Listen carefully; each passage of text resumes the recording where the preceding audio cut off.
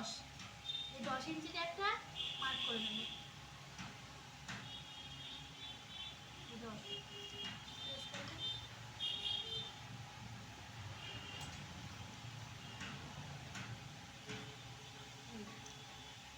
এরপর কি বলেছে, ফুট যা থাকবে সেটাকে আমি 3 দিয়ে মাইনাস করতে হবে।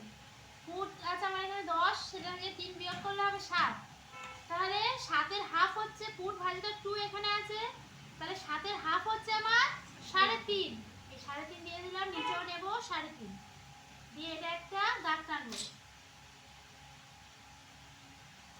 এবার এই দাগটা কত নেব, ফুটের হাফ তার সাথে হাফ ইঞ্চি যোগ, তাহলে 3.5 হয়ে যায় ফুটের হাফ, তার সাথে হাফ ইঞ্চি যোগ করলে হবে 4। এদিকে 4 নেব, এদিকেও একটা 4 নেব, এটা একটা দাগ নেব। ওকে, এখান থেকে কি বলেছে, হাফ ইঞ্চি ভিতরে একটা শেপ দিতে হবে। এটা হচ্ছে পাল পার্ট কাটিং এর জন্য, ফ্রন্ট পার্ট। এই কোণ থেকে আমাকে তুলতে হবে 1 ইঞ্চি, এই কোণ থেকে তুলতে হবে 1 ইঞ্চি। এখান থেকে এটা এই শেপ দেব, আর এখান থেকে এটা এই শেপ দেব। মানে এই টোটালটাকে আমাকে মিডল করতে হবে, এই টোটালটাকে মিডল করে তারপর থেকে আমাকে শেপ দেওয়া শুরু করতে হবে। এটারও সেম, টোটালটাকে মিডল করতে হবে, মিডল করে এই শেপ দিয়ে দেব।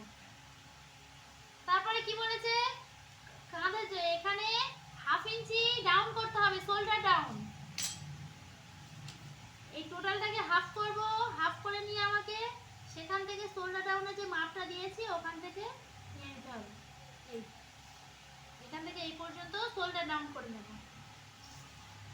এবার কি নেব, ছাতির মাপ। ছাতি আমার আছে এখানে 20টাকে 2 দিয়ে যোগ করতে হবে, তাহলে কত হবে 22 ভাজিত 4, তাহলে 4 5 20, 5.5। এই 1.5 ইঞ্চি হচ্ছে সেলাইয়ের বাইরের কাপড়। কোমরের মাপ কত নেব, কোমর যা থাকবে সেটাকে আমি 2 দিয়ে যোগ করব। কোমর তাহলে আমার এখানে আছে 18, সেটাকে 2 দিয়ে যোগ করলে 20, তাহলে 4 5 20। 1 ইঞ্চি হচ্ছে টেকিং এর জন্য, 1.5 ইঞ্চি হচ্ছে সেলাই মার্জিন। এটা শেপ দিয়ে দেব।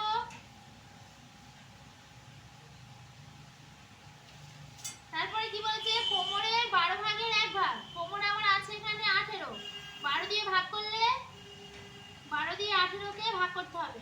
12 1 কে 12, 8 থেকে 2 বাদ দিলে 6, 5 12 7, তাহলে 1.5 তার সাথে 1 ইঞ্চি যোগ করতে হবে, তাহলে 2.5। উপরে আমরা কত ইঞ্চি নেব, টেকিং এর জন্য লম্বা, টেকিং এর লম্বা হচ্ছে 4 ইঞ্চি। এই 4 ইঞ্চি নেব টেকিং এর লম্বা। টেকিং এর এদিকে হাফ ইঞ্চি, এদিকে হাফ ইঞ্চি, এখান থেকে এটা মিলিয়ে দিতে হবে। তারপরে এখান থেকে আমাদের হাফ ইঞ্চি উপরে শেপ দিতে হবে,